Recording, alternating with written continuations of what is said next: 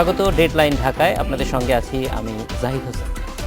৪৩ বছরেও হয়নি গণপরিবহন নীতিমালা। ব্রিটিশ আইনেই চলছে বাংলাদেশের মোটরযান। ২০১২-তে পাশ হয় ঢাকা পরিবহন সমন্বয় কর্তৃপক্ষ বিল। তবু গণপরিবহন ব্যবস্থাপনায় উল্লেখযোগ্য পরিবর্তন আসে। যানজট আটকে থাকে সবসময়ই নগরবাসী।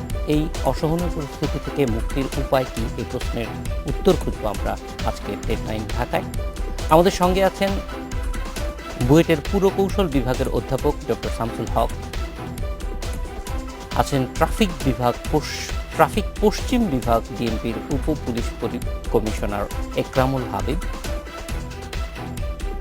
এবং বাংলাদেশ বাস ট্রাক ওনার্স অ্যাসোসিয়েশনের সহসভাপতি ফারুক তালুকদার সোহেল। আপনাদের আজকে স্বাগত আমাদের স্টুডিওতে আসার জন্য। ডক্টর শামসুল হক, প্রথমেই আপনার কাছ থেকে জানতে চাইব যে পরিবহন ব্যবস্থা, এটা গণপরিবহন আমরা ঢাকায় বলি বা সারা দেশেই বলি, প্রায় একই রকম চিত্রই আমরা দেখতে পাই। তো এই চিত্রটি এই একই রকম হওয়ার জন্য এবং যেটা অস্বস্তিকর চিত্র, এটা আসলে কেন এইরকম একটা অবস্থার মধ্যেই থেকে যাচ্ছি আমরা? ধন্যবাদ আপনাকে। আসলে যে কোনো একটা শহর এলাকার জন্য যেই পরিবহন ব্যবস্থার মেরুদণ্ড যেটাকে বলা হয়, সেটাকে বলা হয় গণপরিবহন ভিত্তিক যোগাযোগ ব্যবস্থা। সেটা কখনোই আমাদের কোনো পরিকল্পনাতেই এটাকে আমরা সুনির্দিষ্টভাবে অ্যাড্রেসও করিনি এবং সেটাকে ইমপ্লিমেন্ট করার মতো আমরা বিনিয়োগও করিনি।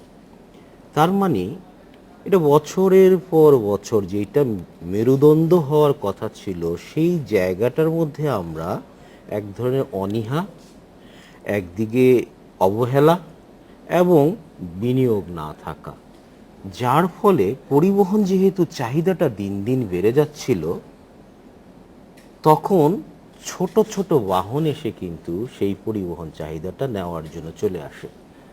তাহলে হলো কি, যেই গণপরিবহন ভিত্তিক আমার পরিবহন ব্যবস্থাটা হওয়ার কথা ছিল, সেটা সুনজর না হওয়ার ফলে এই যে চাহিদাটা ছিল, ছোট ছোট গাড়ি এখন চলে আসছে এবং কিছু বাসও আসছে। কিন্তু এই বাসগুলি কিন্তু যেইভাবে আমাদের শহরের রুট প্ল্যানিংটা হওয়ার কথা ছিল বিজ্ঞান ভিত্তিক, যে কোথা থেকে আমি যাত্রী পরিবহন করে কোথায় নিয়ে যেতে চাই, জব সেন্টারগুলি আমার কোথায়, রেসিডেন্সিয়াল এরিয়াগুলি কোথায়, এর মাঝখানে আমি কোথায় কোথায় ট্রাঙ্ক লাইন দিব, কোথায় আমি ফিডার লাইন দিব, এই যে পরিকল্পনাগুলি করা এবং সকালবেলা সবাই অফিস পাড়ায় ঢুকবে, এই বাসগুলি কমার্শিয়াল এরিয়ার মধ্যে যখন একটা লেওভার টার্মিনাল চাবে, কারণ সব তো আর ফিরতে যাবে না, এগুলিকে আমি কোথায় ধারণ করব একটা জায়গার মধ্যে, এই পরিকল্পনাগুলি কিন্তু ছিল না। যার ফলে দেখা যাচ্ছে, আপনি যদি লক্ষ্য করে দেখেন, মিরপুর থেকে আসলে পরে গুলিস্তান যায়, উত্তরার থেকে আসলে পরে গুলিস্তান যায়, অর্থাৎ রাস্তাগুলি প্রলম্বিতভাবে বাংলা মেথডে সরলীকরণ করে দেওয়া হয়েছে। যার ফলে আমি এখন ব্যক্তিগতভাবে দেখি, হ্যাঁ বাস আসতেছে, ব্যক্তি উদ্যোগে আসতেছে, সরকারও নামাচ্ছে, কিন্তু তাদের প্রোডাক্টিভিটি নাই। সবাই এক লাইনে ঘুরপাক খাচ্ছে, কোথায় ট্রাঙ্ক, কোথায় ফিডার, কোনো পরিকল্পনা নাই। তাহলে কারা দিল এই রুটগুলি?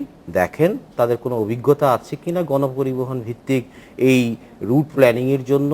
এটা তো একটা বিশ্বসাহিত্য একটা ব্যাপার, যেটা মেরুদণ্ড হবে, তার অ্যাট্রিবিউটগুলি কি হবে, সুপরিকল্পনার জন্য কি কি করণীয়, এটা কিন্তু একটা স্পেশাল ডিপার্টমেন্ট, যেটাকে আমরা বলি urban mass transit authority. Somehow আমাদের দেশে এটা নাই। না হওয়ার ফলে যারা পরিকল্পনায় ছিলেন তারাও পেশাদারিত্ব দেখাতে পারেন নাই, সরলীকরণ করে একটা বিশৃঙ্খল তৈরি করে ফেলছেন।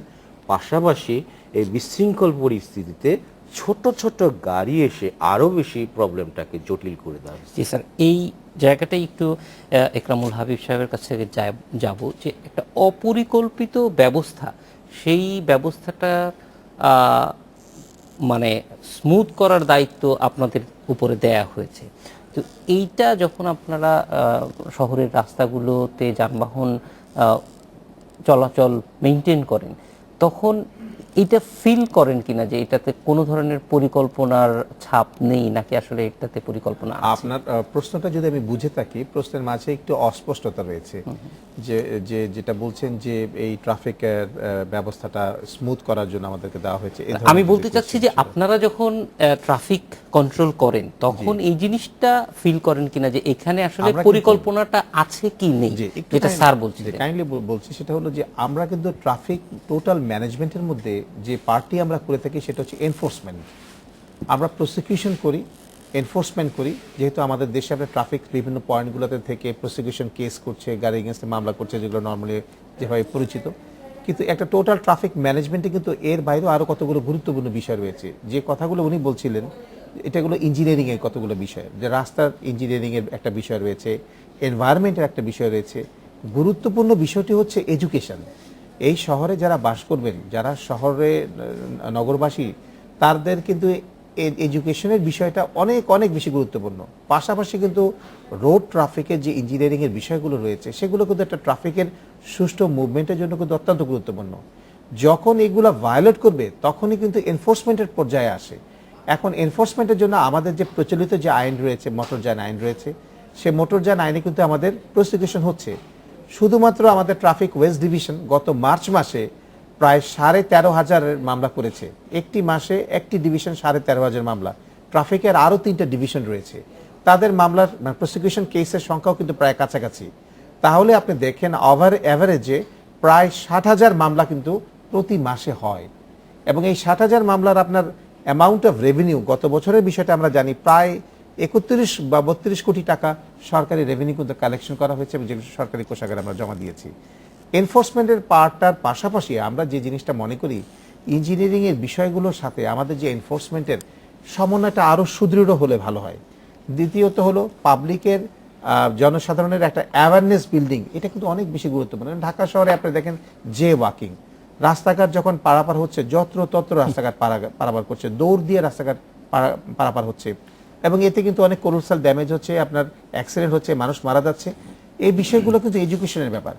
আমাদের যতই ট্রাফিক সাইনপোস্ট থাকুক না কেন, আমি পার্সোনালি মনে করি যে এই যে ট্রাফিক বিভাগের পক্ষ থেকে আমরা যদিও বিভিন্ন জায়গায় বিভিন্ন উদ্যোগ নিয়েছি, বিশেষ করে স্কুলগুলোতে বিভিন্ন এডুকেশনাল ক্যাম্পেইন, মোটিভেশনাল ক্যাম্পেইন, এই জায়গাগুলোতে একটা সিলেবাস, স্কুলের সিলেবাসে ট্রাফিক আইন সম্পর্কে, ট্রাফিকের কিভাবে আপনি রাস্তা চলাচল করবেন, কোন সিগন্যাল দেখলে আপনি কিভাবে করবেন, এই এডুকেশনটা it should come from your childhood. এবং এটা যদি এডুকেশনের পার্ট হিসেবে নেওয়া যায় সিন্স ইয়ার আপনার ছোটবেলা থেকে, তাহলে কিন্তু এই ছেলেমেয়েরা যখন বড় হবে তারা কিন্তু এই বিষয়টাতে আরও বেশি মনোনিবেশ এবং কনসেন্ট্রেট করবে। তাদের জন্য, আমাদের জন্য এনফোর্সমেন্টের কাজটা কিন্তু অনেক সহজ হবে। শুধুমাত্র কেস করা, মামলা করা, বা তার গাড়ি রিকারি করে ডাম্পিং নিয়ে যাওয়া, এটার মধ্যে দিয়ে কিন্তু ট্রাফিক ম্যানেজমেন্টটা কিন্তু আমাদের পক্ষে, একার পক্ষে কিন্তু এটা খুব দুরূহ একটা জব।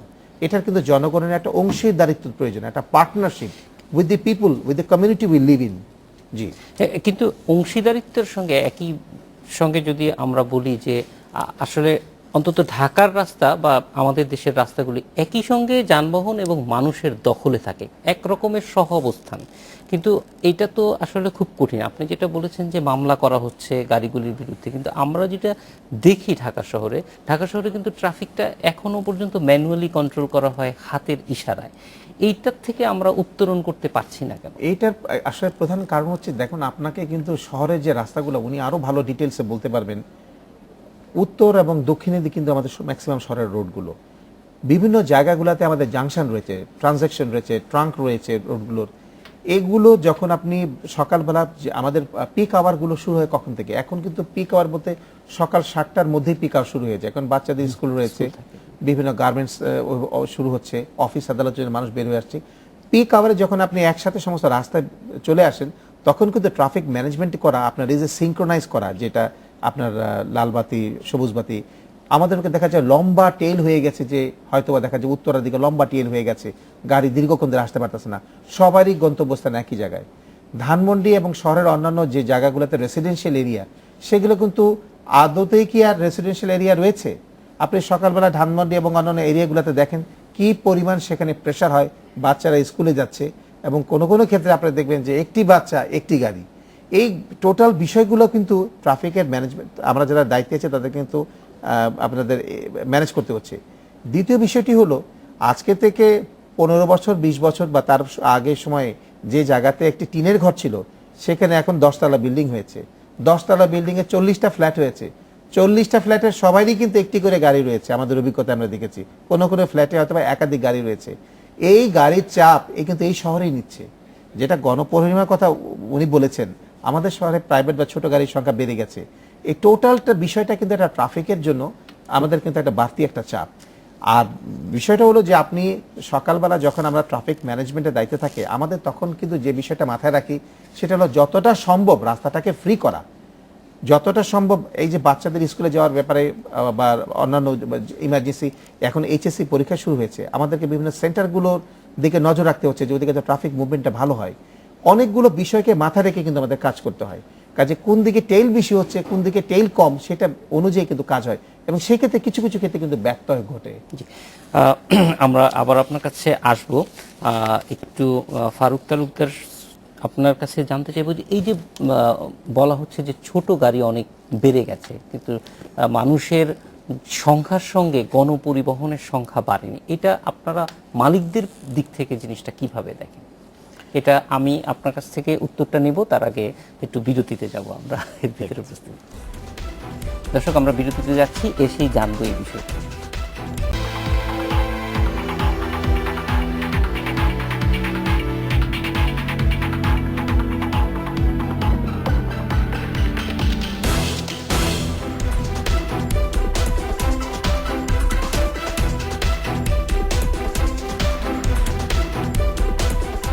বিরতির পর ফিরে এলাম ডেডলাইন ঢাকায়। ফারুক তালুকদার সোহেলের কাছে যাওয়ার আগে একটা ছোট্ট সংশোধনী জানিয়ে দিই যে আমরা বলেছিলাম উনি বাংলাদেশ বাস ট্রাক ওনার্স অ্যাসোসিয়েশনের সভাপতি, প্রকৃতপক্ষে উনি এই অ্যাসোসিয়েশনের সভাপতি। জি সোহেল ভাই, যদি একটু আপনার আমি যদি আপনার প্রশ্নটা বুঝে থাকি, জিনিসটা হচ্ছে যে এই যে গণপরিবহন যে চাহিদার তুলনায় অনেক কম এবং যে হারে প্রাইভেট গাড়িগুলো বাড়ছে, ব্যক্তিগত ব্যবহার বা ছোট গাড়ি যেগুলো ব্যবহার বাড়ছে, এটা সম্পর্কে আমরা আসলে কিভাবে রিয়াক্ট করছি, কেন গণপরিবহন সেভাবে বাড়ছে না? আপনি লক্ষ্য করবেন যে আসলে গণপরিবহনটা বাংলাদেশে যেভাবে গণপরিবহনটা চলছে, আসলে গণপরিবহনের মালিক কারা? মোস্ট অফ দি ক্ষেত্রে আপনি দেখবেন সেখানে একটি গাড়ির মালিক, দুটো গাড়ির মালিক, কিছু কিছু কোম্পানি গড়ে উঠেছিল আজ থেকে 7-8 বছর আগে, কিন্তু মোস্ট ইন্টারেস্টিংলি যে কোম্পানিগুলি গড়ে উঠেছিল তার 80 to 90% অলরেডি ক্লোজ ডাউন। এখন আপনারা শহরের মধ্যে যেই মিনিবাসগুলো বেসিক্যালি দেখতে পাচ্ছেন তার অধিকাংশই হচ্ছে একটা গাড়ির মালিক, দুটো গাড়ির মালিক, চারটা গাড়ির মালিক। পৃথিবীর কোনো একটি শহর আপনি দেখাতে পারবেন না যেই শহর এভাবে গণপরিবহন এই একটি দুটি গাড়ির মালিক দিয়ে নিয়ন্ত্রিত হয়।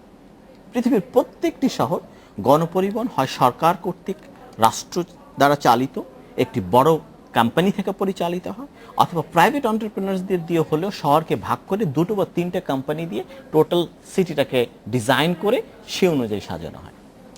এখন আপনি যখন একটি অর্গানাইজেশনের কথা বলবেন, যে সুসংগঠিত একটি প্রতিষ্ঠান, তার কিন্তু একটা বিশাল থাকবে, পরিসর থাকবে এবং বিশাল তার একটা ব্যবস্থাপনা থাকবে, এবং সেই ব্যবস্থাপনাটা কিন্তু একটি বা দুটো গাড়ির মালিকের পক্ষে করা সম্ভব না, যেটি শুধুমাত্র একটি বড় প্রতিষ্ঠানে সেটাকে অ্যাবজর্ব করতে পারে।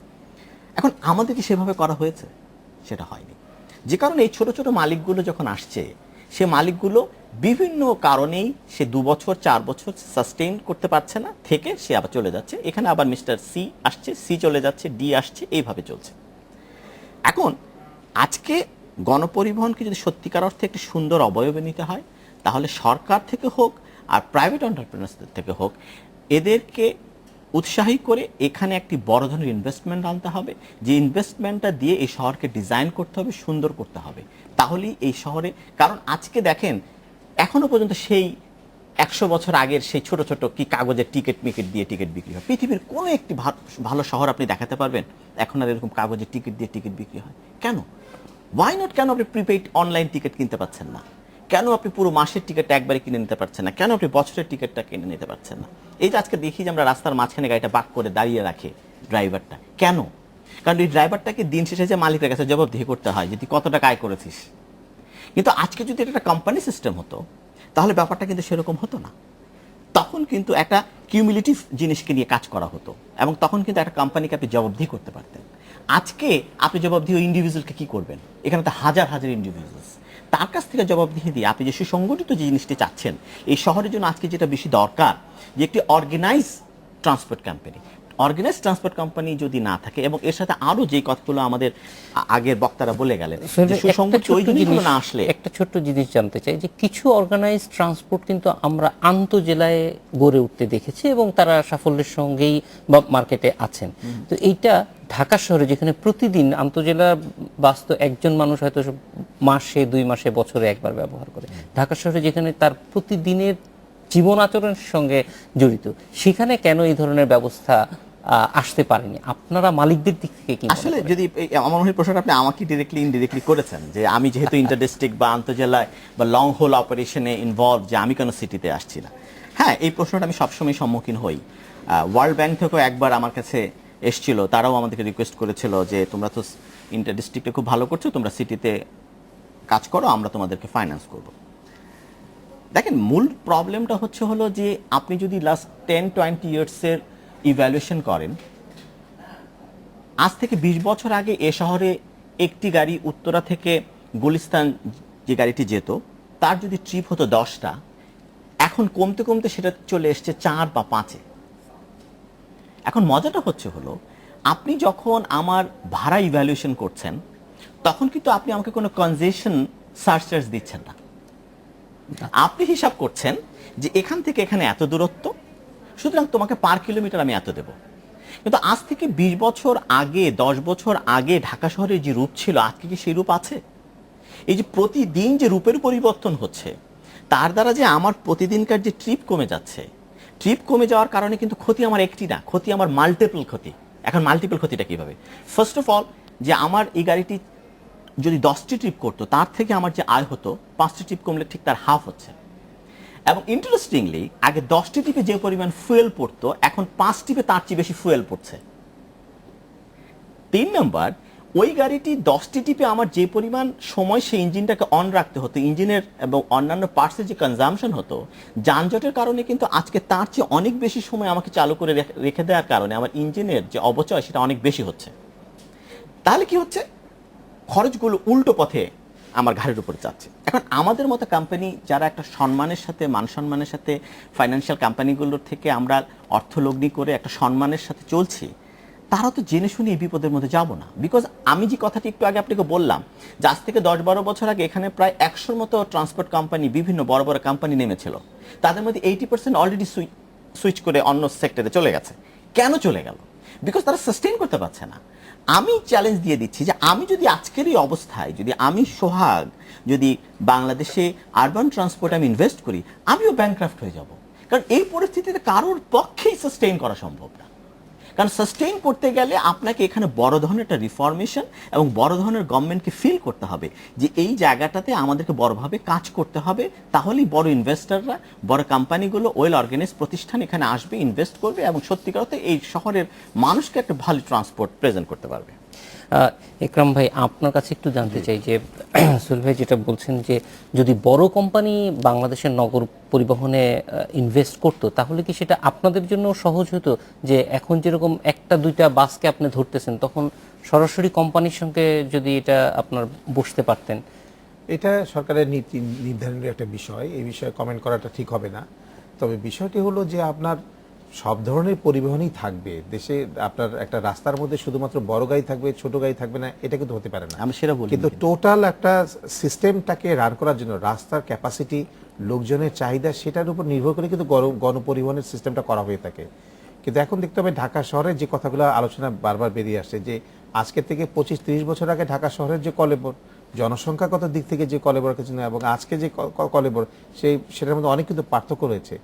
ঢাকা শহরে জনসংখ্যা কত, আমরা কিন্তু প্রায় কিন্তু কেউ এখন 1.5 কোটি 2 কোটির নিচে কিন্তু কেউ বলেন না যে 2 কোটির কাছাকাছি হবে, 1.5 কোটির কম কোনো অবস্থাতে হবে না। কিন্তু ঢাকা শহরের মধ্য দিয়ে দেশের এক প্রান্ত থেকে আরেক প্রান্তে কি পরিমাণ লোক প্রতিদিন পার হয়, তাদের সংখ্যাও কিন্তু কমপক্ষে 50 লাখ হবে। একটা লেভেল, দিস ইজ মানে একটা এক্সাম্পল হিসেবে। এই যে আপনি এত লোকগুলো যাদের ঢাকা শহরে কিন্তু কাজ নেই, কিন্তু ঢাকা শহরকে স্টপ ওভার হিসেবে ব্যবহার করছে, এই প্রেশারটাও কিন্তু এই গণপরিবহনের মধ্য দিয়ে যাচ্ছে। এটা কিন্তু মনে রাখতে হবে। কাজেই আসলে বিষয়টা হলো যে আপনি, আমাদের দেশ এখন মানুষের সক্ষমতা অনেক বেশি, অনেক বেশি হওয়ার কারণে আপনার আগের যে রেসিডেন্সিয়ালগুলো এরিয়া ছিল সে যেখানে এখন বড় বড় ব্যবসা প্রতিষ্ঠান গড়ে উঠেছে। এখন এই বিষয়গুলো নিয়ে নীতি নির্ধারণের পর্যায়ে আপনার আমি মনে করি যে সুচিন্তিত এবং আধুনিক যদি চিন্তাভাবনার আপনার প্রসার ঘটে, সেটা কিন্তু আপনার যানজট নিরসনে ভবিষ্যৎকে আপনার অনেক বেশি আমাদের কোঅপারেট করবে। এখন ট্রাফিক পুলিশের পক্ষ থেকে আমরা যে কাজটি করে থাকি সেটা হচ্ছে আপনার এনফোর্সমেন্ট। এখন এনফোর্সমেন্ট এই কাজটা যখন কেউ ট্রাফিক রুলস ভায়োলেট করেন, কিন্তু ভায়োলেশন বিষয়টা যদি এভরি ফ্রিকুয়েন্ট হয়ে যায় এবং এটা যদি মানুষের মাঝখানে এই উপলব্ধি বোধটা না আসে যে আমি এই ট্রাফিক রুলসটা ভায়োলেট কেন করব, এই বিষয়টিকে যদি আপনি যতক্ষণ মধ্যে তার অ্যাওয়ারনেস তৈরি করতে না পারবেন, ততক্ষণ শুধুমাত্র পুলিশের উপর দায়িত্ব দিয়ে যে আপনি এই ট্রাফিক ম্যানেজমেন্ট করবেন, এটা কিন্তু এক পেশে মন্তব্য একদম হবে। ভাই, আরেকটা জিনিস একটু জানতে চাইবো যে বছর পাঁচেক আগে অন্তত বেশ কয়েকটা বড় সড়কে আমরা দেখেছিলাম যে সেখানে ইলেকট্রনিক ব্যবস্থা প্রচলন করা হয়েছিল। মিরপুর রোডে তো খুব ভালোই মনে আছে, এবং একই সঙ্গে লেন মেনে চলারও একটা ব্যবস্থা বেশ কিছুদিন সাফল্য পেয়েছিল, কিন্তু পরবর্তীতে এটার থেকে সরে আসার কি কারণ? ইলেকট্রনিক আপনার সিগন্যালগুলো কিন্তু এখনো বিভিন্ন জায়গায় রয়েছে। বর্তমানে আমাদের ডিসিসি যে সিগন্যালগুলো মেনটেন করেন সেগুলো কিন্তু মূলত আমরা কিন্তু অপারেশনাল ইউজটা করছি, কিন্তু ওগুলোর মেইনটেনেন্স কিন্তু উনি জানেন, এগুলো কিন্তু ঢাকা সিটি কর্পোরেশন করে থাকে। সিসিটিভির কথা সিসিটিভি না, আমাদের শুধু সিসিটিভি না, সিগন্যালটার কথা। সিগন্যালটাও কিন্তু আছে, বিভিন্ন কতগুলো পয়েন্টে সিগন্যাল আছে, কিন্তু আপনি কিন্তু একটা জিনিস প্রায় মানে আমাদের হয় যে আপনি কিন্তু রোডের রাস্তার প্রেশারটা কিন্তু দেখতে হবে। যখন আমরা পিক আওয়ারগুলোতে প্রেশার হয়, কয় ঘন্টা প্রেশার থাকে, কোনো ক্ষেত্রে 4 ঘন্টা 5 ঘন্টা, যেমন সকাল 7টা থেকে শুরু হয়, আগে হয়তো বা প্রেশারটা আমরা অনেক আগে যারা ট্রাফিকে কাজ করেছি তখন দেখতাম যে 2 ঘন্টা 2.5 ঘন্টার মধ্যে প্রেশার নর্মাল হয়ে যেত। এখন প্রায় 4 ঘন্টা 5 ঘন্টা 6 ঘন্টা কোনো ক্ষেত্রে প্রেশার থাকে, কোনো whole day is a peak hour, মানে এভরি টাইম না পিক আর অফ পিক বলে এখন কিছু নেই, যে কথাটি বলা হচ্ছিল। এখন মানুষের এমপ্লয়মেন্ট অপরচুনিটিস কারণেই হোক, অন্য যে কোনো কারণেই হোক, এখন কিন্তু জীবনযাত্রায় অনেক পরিবর্তন এসেছে, এবং সে কারণেই আমরা বলবো যে মানুষের মোবিলিটি কিন্তু এখন অনেক বেশি। কাজেই এই বিষয়গুলো ট্রাফিকের শুধুমাত্র এনফোর্সমেন্টের কথা যে বিষয়টা বারবার চলে আসে পুলিশের পক্ষ থেকে, আমি পার্সোনালি আবারও বলবো যে এখানে কিন্তু এডুকেশন এবং এনভায়রনমেন্ট এবং ইঞ্জিনিয়ারিং এই অন্যান্য বিষয়গুলো কিন্তু ইকুয়ালি ইম্পর্টেন্ট। আমরা শামসুল হক সাহেবের কাছে আসবো, কিন্তু একটু স্যার জানতে চাইবো যে যেটা মূলত বলা হচ্ছে যে পরিকল্পনার অভাব, এই জিনিসটা আমরা আগেও বহুবার শুনেছি, এখনো এই জিনিসটি বলা হচ্ছে। পরিকল্পনার অভাব থাকার কারণটা কি? পরিকল্পনা না নেয়ার জন্য আসলে আমরা কাদেরকে দায়ী করব? আমি আর একটু সুনির্দিষ্টভাবে বলি পরিকল্পনা কিন্তু আছে। 94 সাল থেকে আমাদের চমৎকার গণপরিবহন ভিত্তিক অবকাঠামো বিনির্মাণের জন্য ডিআইটিএস একটা স্টাডি কিন্তু হয়ে গেছিল, চমৎকার স্টাডি। সেখানে কিন্তু সুপারিশমালা দেওয়া আছে ভিত্তিক অবকাঠামো বিনির্মাণের জন্য ডিআইটিএস একটা স্টাডি কিন্তু হয়ে গেছিল, চমৎকার স্টাডি।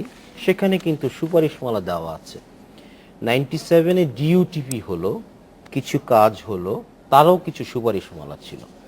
তারপর সবচেয়ে ইম্পর্টেন্ট হলো 2005 সালে স্ট্র্যাটেজিক ট্রান্সপোর্ট প্ল্যান, ঢাকা শহরের জন্য গণপরিবহন থেকে আরম্ভ করে এই অল্প সংখ্যক সড়ক দিয়ে যেহেতু হবে না, তাহলে কিভাবে ঢাকাকে প্রসারিত করতে হবে পূর্ব এবং পশ্চিমে, তার কিন্তু পরিকল্পনাটা সুন্দরভাবে দেওয়া আছে। কিন্তু দুর্ভাগ্যজনক হলো সত্যি, আমরা আপনি যদি এখন যে খোঁজেন যে ডিআইটিএস এর রিপোর্টটা কারো কাছে আছে কিনা, নাই, একটা কপিও আপনারা পাবেন না। তাহলে স্টাডিটা কেন করা হচ্ছিল? আমাদের হয়তো অভিজ্ঞতা কম থাকতে পারে, কিন্তু ওয়ার্ল্ড ব্যাংকের অর্থায়নে বিদেশি বিশেষজ্ঞদেরকে নিয়ে এসে এত বিশ্লেষণ করে যখন সুপারিশমালাটা দেওয়া হলো, আমরা এটাকে ফলো করতে পারলাম না। না করে আমরা কি করলাম, ওখানের মতো আমার পছন্দসই মহাখালী ফ্লাইওভারের কথা বলা আছে, বানিয়ে ফেলো। গণপরিবহন এটা তো একটা পরিকল্পনা, ওইটার জন্য লোক লাগবে, ধ্যান লাগবে, জ্ঞান লাগবে, ওইখানে বিনিয়োগ নাই, বিদেশে যাওয়া যাবে না, প্রকিউরমেন্ট নাই। তো আমি আস্তে আস্তে অনীহা হারিয়ে ফেললাম।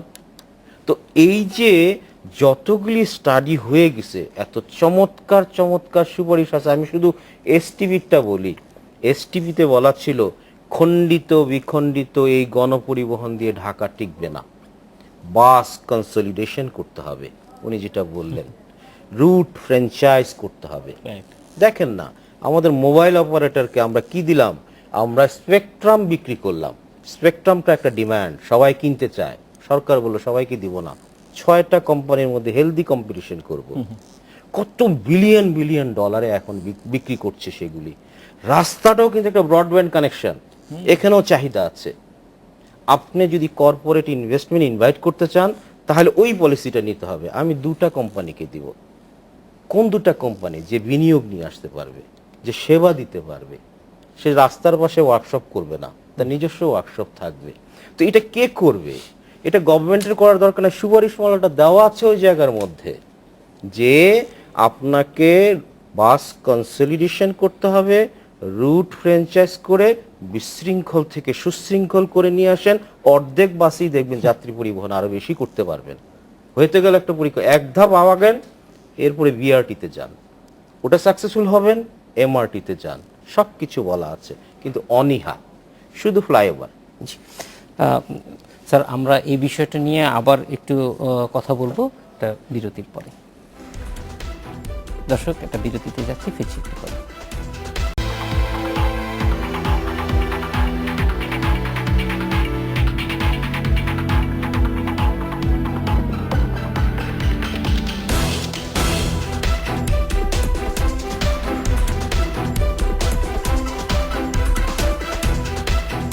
বিরতির পর ফিরে এলাম ডেডলাইন ঢাকায়।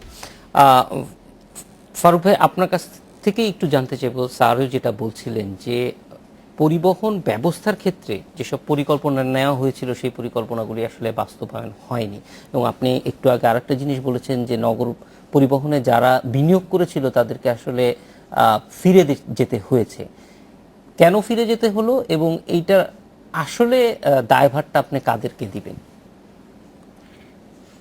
দেখেন, এখানে ফিরে যাওয়ার পেছনে কারণ তো আসলে একটি না, কারণ ফিরে যাওয়ার পেছনে কারণ অনেকগুলো। যে যখন এই ইনভেস্টমেন্টটা আসলো, সেই ইনভেস্টমেন্টটা কেন আসলো সেখান থেকে একটু শুনতে হবে।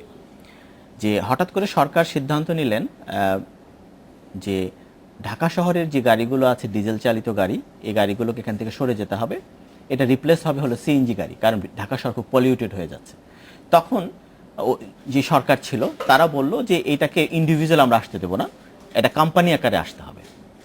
তখন এদেশের বিভিন্ন ধরনের দেখা গেছে সামাজিক গোষ্ঠী চিন্তা করেছে this is opportunity to invest. আমি এমনও দেখেছি যে অনেক এক্স শিক্ষকরা একটা কনসোর্টিয়ামের মতো করে একটা কোম্পানি করে তারা এসছে, অনেক সরকারি এক্স এটাকে বলে আমলারা এরকম করে এসছে, বিজনেসম্যানদের মধ্যে অনেকে এরকম করে এসছে। তো আসার পর যেটা হলো যে প্রথম দিকে বেশ ভালোই চলছিল, তারা বেশ ভালোই করছিল, কিন্তু একটা সময় দেখা গেল যে সেই নীতির মধ্যে একটু পরিবর্তন আসলো। কি হলো? যেই নীতিটা বলা হলো যেখানে এমফাসাইজ দেওয়া হবে সিএনজি ভেহিকেলের উপরে, সিএনজি ভেহিকেলের প্রাইসিংটা ইয়ের থেকে ডিজেল থেকে বেশি থাকবে, পরবর্তী সময় কিন্তু সেটা সে কন্টিনিউশন হলো না। আচ্ছা, আরেকটা কি হলো যে সিএনজির প্রাইস ধাপে ধাপে বেশ বেড়ে গেল। 6 টাকা আপনার 6.5 টাকার মতো ছিল, সেটা এক ধাপে হলো 16, এরপর হয়ে গেল 32। এই যে সিএনজির যে প্রাইসিংটা যে হাইক হয়ে গেল, প্রাইস হাইক, এই প্রাইস হাইকের সাথে তাদের যে ইয়ে বেড়েছে, ফেয়ার বেড়েছে, সেটা ম্যাচ করেনি। এটা হচ্ছে তাদের জন্য একটা বড় ধরনের ধাক্কা। দ্বিতীয় ধাক্কা তারা যেটা খেলো সেটা হচ্ছে হলো যে আপনি দেখবেন যে গভর্নমেন্ট মাঝে মধ্যেই হঠাৎ করে গ্র্যান্টে বেশ কিছু সরকারি গাড়ি নিয়ে আসে, যেমন আমি বলতে পারি যেমন বিআরটিসি।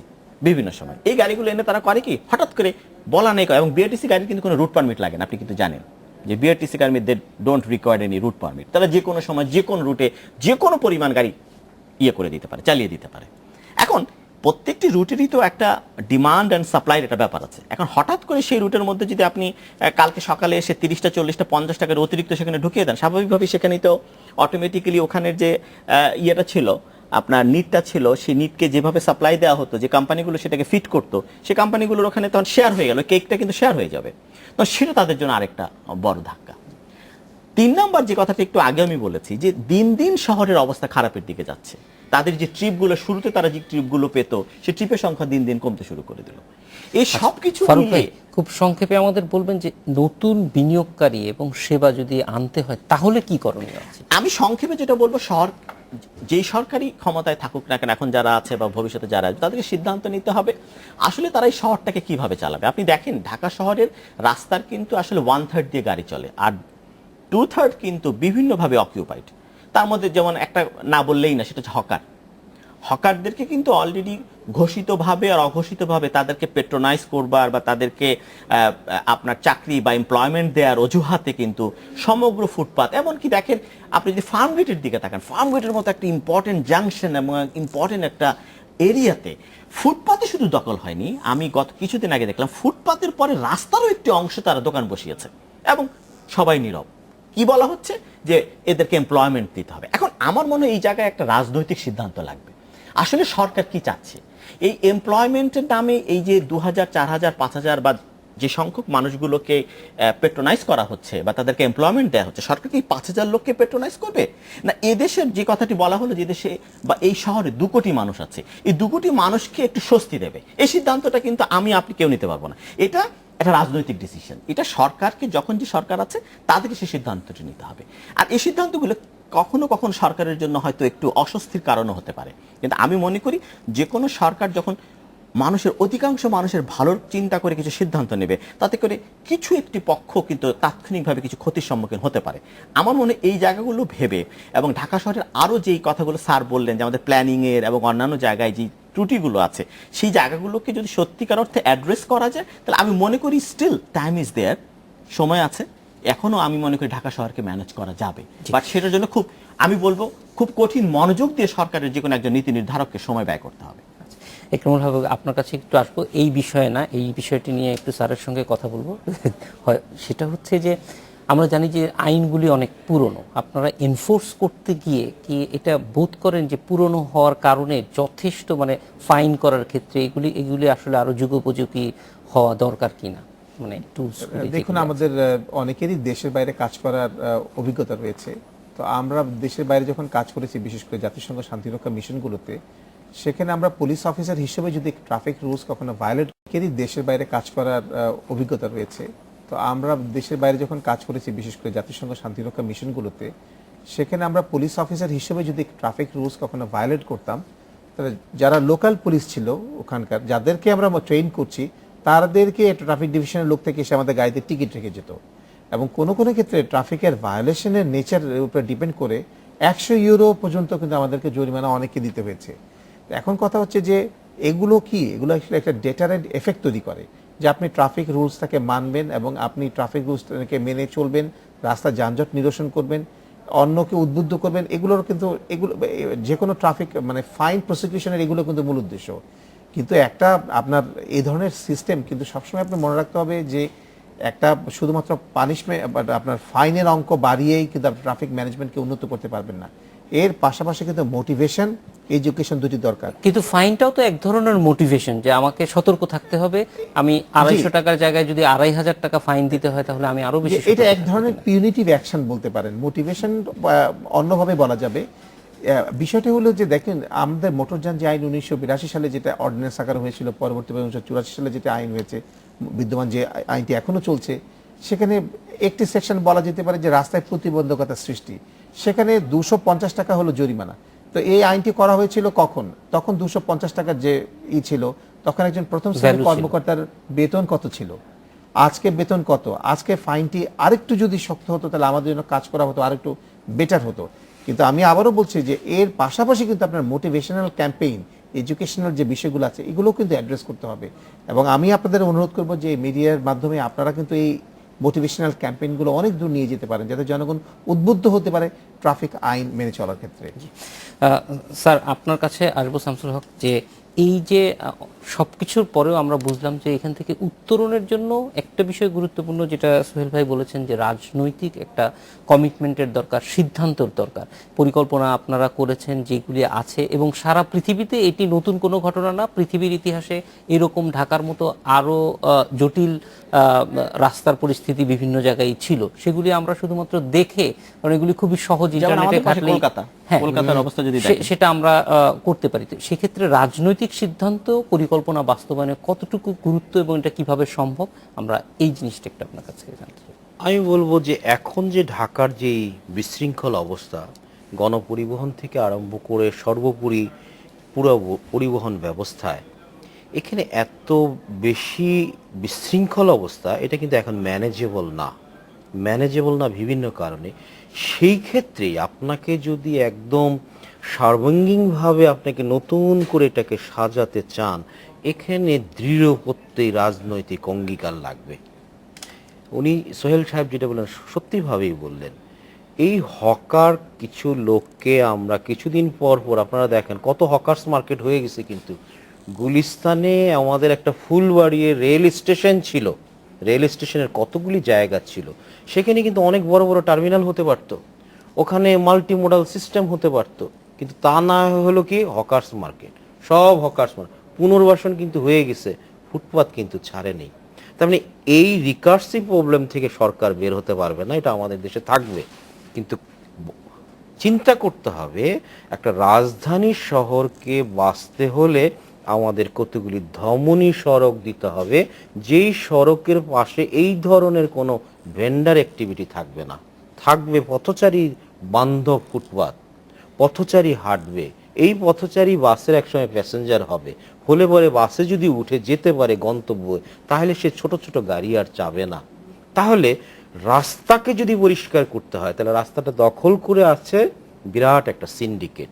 এই সিন্ডিকেট পুলিশের পক্ষেও সম্ভব না, রাজনীতিও চাবে না তার পেটে লাথি মারার জন্য। এটা করতে হবে কিন্তু সর্বোচ্চ পর্যায় থেকে। আমরা দেখেছি আমাদের বিদ্যুৎ পরিস্থিতির যখন একদম নাজুক অবস্থা, সেখান থেকে ওয়ার ফুটিংয়ে কাজ করে পার্লামেন্টে অ্যাকশন নিয়ে যে আমার যা সিদ্ধান্ত নিব তার বিরুদ্ধে কোর্টেও যেতে পারবে না, তার মানে কি আমি সিরিয়াসলি প্রবলেমটাকে নিলাম, আমি সলভ করতে চাই। 2 বছর আমি ইলেকট্রিসিটি কানেকশন দিব না, 2 বছর আমি ইন্ডাস্ট্রিতে গ্যাস দিব না। এই যে টেনাসিটি, এই যে দৃঢ় মনোভাব, আমি সলভ করব, একই জিনিস এই পরিবহনের ক্ষেত্রে যদি না নেওয়া হয়, এখন যে জট লেগে আছে, দিন দিন জটটা খালি পাকাতেই থাকবে। কারণ ছোট ছোট গাড়ির সংখ্যা বাড়ছে, মোটরসাইকেল বাড়ছে, পঙ্গপালের মতো বাড়ছে, এগুলিকে সরানো যায় না। পৃথিবীর কোনো দেশই মোটরসাইকেলতে মানুষ সরাতে পারেনি। সুতরাং এই প্রবলেমটাকে আনম্যানেজেবল পর্যায়ে যাওয়ার আগে সরকারকে খুব দ্রুত সিদ্ধান্তে আসতে হবে যে আমরাও আমাদের আশা ঢাকা করি যে শহর সরকার বাঁচাতে দ্রুত হবে। সিদ্ধান্ত নেবে এবং দৃঢ় সিদ্ধান্ত নেবে। আপনাদের তিনজনকে আজকে ডেডলাইন থাকায় আসার জন্য অনেক ধন্যবাদ। আপনাদের দর্শক, এই ছিল আজকে ডেডলাইন থাকায়। দেখা হবে আবার আগামী শুক্রবারে। ভালো